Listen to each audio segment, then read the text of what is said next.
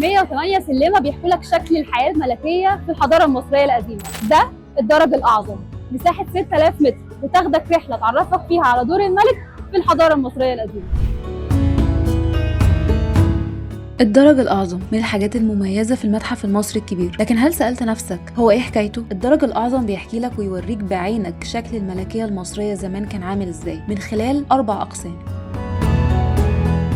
القسم الأول من السلم هتلاقيه عليه تماثيل لملوك مختلفة بتعرف من خلالهم شكل الملك والهيئة الملكية عامة. والملك في الحضارة المصرية القديمة كان المنوط بالحفاظ على النظام الكوني في الأرض. القسم الثاني هتلاقي عليه أجزاء من معابد بناها الملوك اللي شفناهم في أول السلم، سواء كانت أعمدة أو مقاصير أو غيرها، وكل ملك كان لازم يبني معابد ابتغاء لرضا الإله، وده اللي بينقلنا ويفسر لنا القسم الثالث من السلم.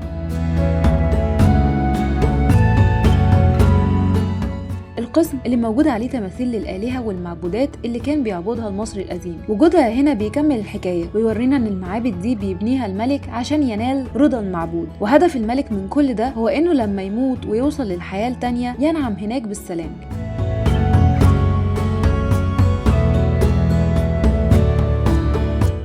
ونروح للقسم الرابع من السلم. هنا موجود أجزاء من توابيت وغيره من الحاجات اللي بتكون في المقابر بتاعة المصري القديم.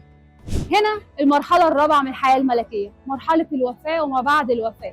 بعد ما بنى المعابد ابتغاء لرضا الإله يقدر إنه يندمج مع أوزوريس وينعم بالسلام في الحياة الأبدية. مش صدفة إن المكان اللي بتشوف منه الأهرامات هو نهاية الدرج الأعظم. الإطلالة دي على الهرم بتكمل حكاية الحياة الملكية. الأهرامات هي مقابر للملوك خوفو وخفرع ومنقرع، المكان النهائي والأبدي اللي بيستقر فيه جسد الملك اللي شفناه على أول الدرج.